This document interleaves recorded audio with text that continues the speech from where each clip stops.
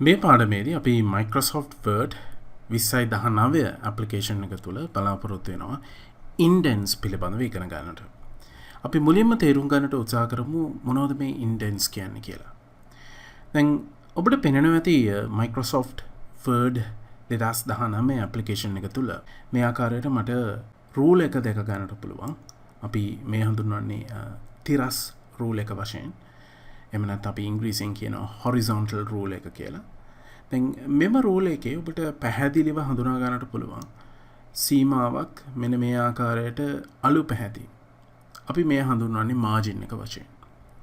දැන් මේ margin එකේ අවසානයේ ඔබට හඳුනා ගන්නට පුළුවන් මෙන්න මේ ආකාරයට කුඩා කොටස් කීපයක්.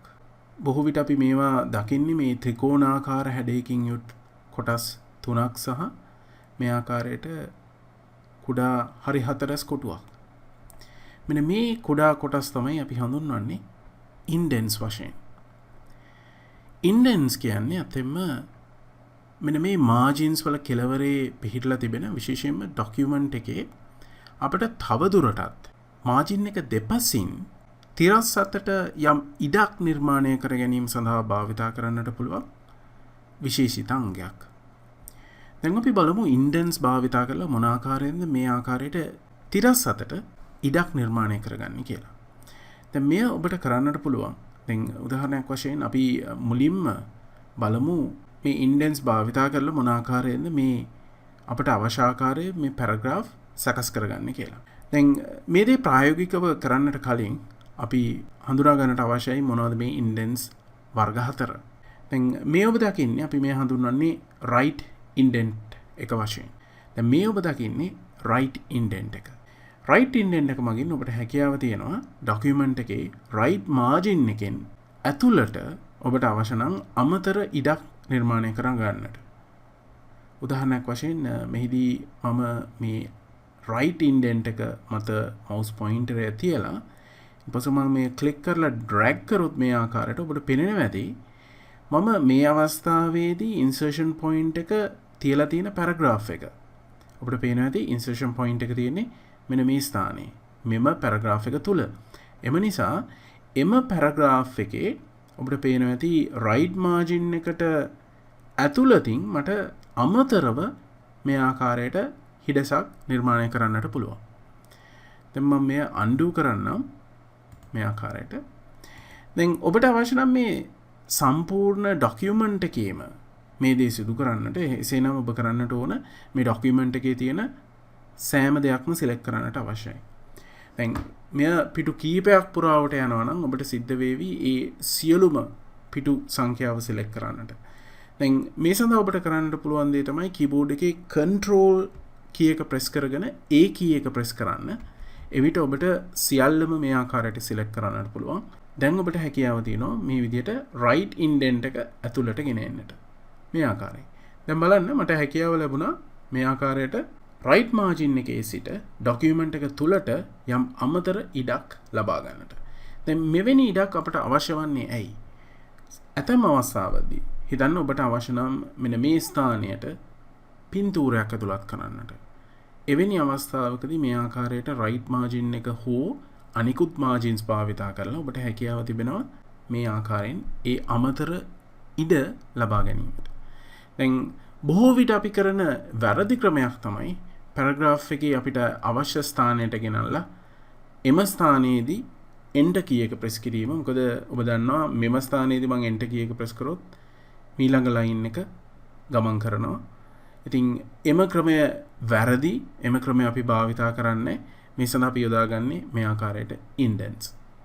දැන් මම මේ indent එක ඉවත් කරගන්න undo කරන්න මේ ආකාරයට. දැන් අපි අවබෝධ කරගත්ත right indent එක පිළිබඳව අපි බලමු ඊළඟට අනිකුත් indents මොනවද කියලා.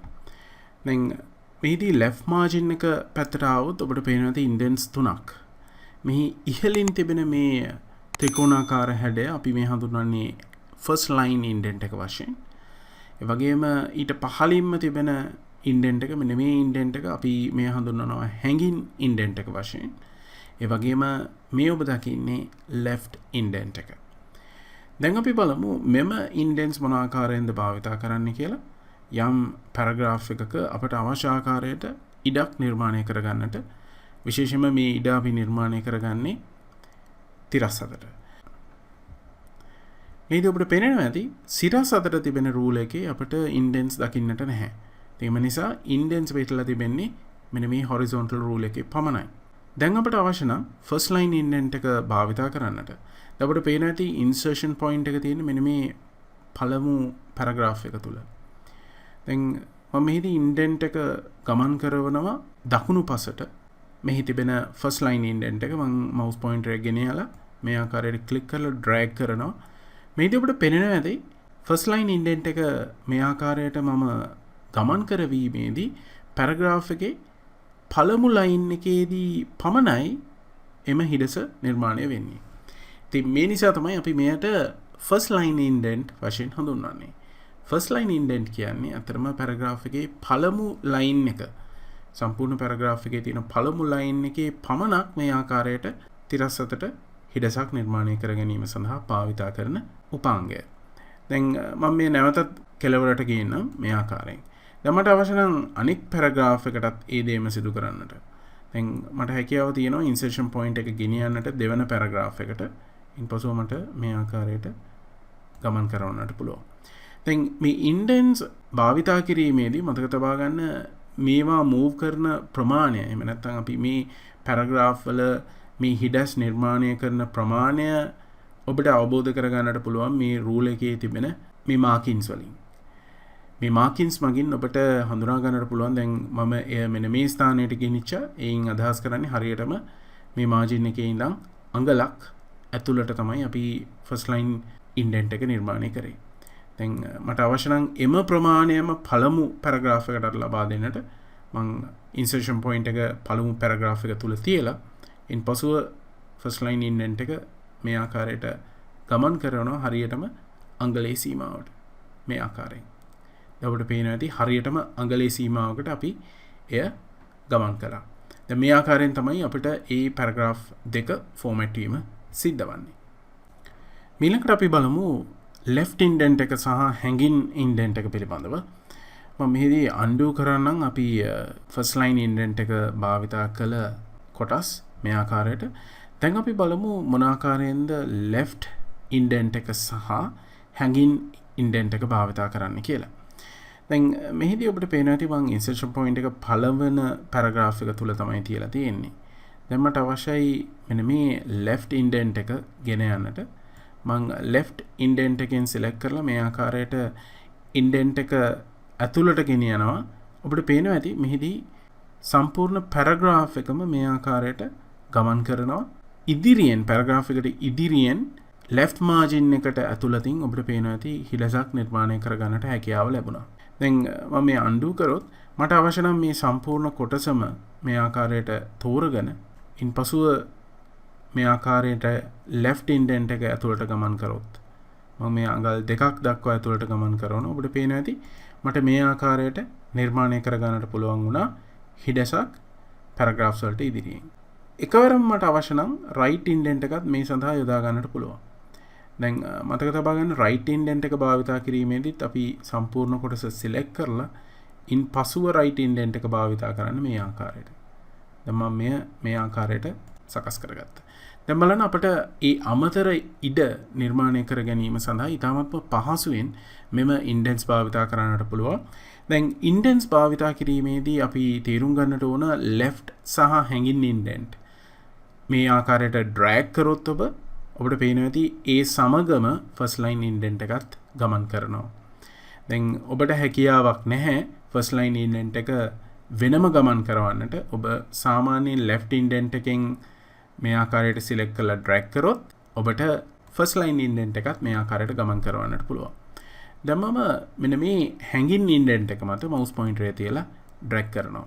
දැන් බලන්න මම hanging indent එක මත මේ ආකාරයට mouse point එක තියලා drag කිරීමෙන් මට හැකියාව තියෙනවා first line indent එක ගමන් නොකරවා left සහ hanging indent මේ ආකාරයට ගමන් කරවන්නට. දැන් අපිට පේනවා ඇති මම left indent එකෙන් drag කරද්දී මේ ආකාරයට hanging indent එක ඒ වගේම first line indent එකත් ගමන් කරනවා. නමුත් මේ ආකාරයට හැඟින් ඉන්ඩෙන්ට් එකෙන් සිලෙක්ට් කරලා ඩ්‍රැග් කරොත් ඔබට පේනවා ඇති එහිදී මට ෆස්ට් ලයින් ඉන්ඩෙන්ට් එක ඒ තිබෙන ස්ථානයේම තියාගන්නට පුළුවන්. ඉතින් මේ ආකාරයෙන් තමයි අපි අවශ්‍ය ස්ථානවල සහ ඒ අවශ්‍ය වෙලාවල් වලදී අපිට අවශ්‍ය ආකාරයට මේ තිරස් ඉඩ නිර්මාණය කරගන්නේ ඉන්ඩෙන්ස් භාවිතා කරලා. දැන් ඉන්ඩෙන්ස් යොදාගද්දී අපිට තවත් පැහැදිලි වෙන දෙයක් තමයි ඔබ සිලෙක්ට් කරලා තියෙන පැරග්‍රාෆ්ස් වල තමයි ඒ වෙනස සිදුවන්නේ. දැන් ඔබ අලුතින් ලයින් එකක් නිර්මාණය කරොත් මම ඉන්සර්ෂන් පොයින්ට් එක ගෙන යනවා මෙන්න මේ ස්ථානයට. මම මෙන්න මේ ස්ථානයේ ඩබල් ක්ලික් කරනවා. ඉන්සර්ෂන් පොයින්ට් එක ඒ ස්ථානයට ඇතුළත් කරගන්නට ඔබට පේනවා ඇති මම මේ ආකාරයට එය ස්ථානගත කරද්දී ඉන්ඩෙන්ස් මුල් තිබුණු ස්ථානවලට ගමන් කරනවා. මේ අපි සාමාන්‍යයෙන් අත්විදින දෙයක්. අපිට අවශ්‍ය ඒ අදාළ පැරග්‍රාෆ්ස් වල පමණක් ඒ තිරස් අතර ඉඩ නිර්මාණය කරගත්තට පස්සේ ඉන්ඩෙන්ස් භාවිතා කරලා අපිට සාමාන්‍ය ආකාරයට ඩොකියුමන්ට් එකේ ඉන්ඩෙන්ස් මුල් තිබුණු තත්වයට ගෙන යන්නට පුළුවන්. අපි වෙනත් ස්ථානයක ඉන්සර්ෂන් පොයින්ට් එක පිහිටුවට පස්සේ.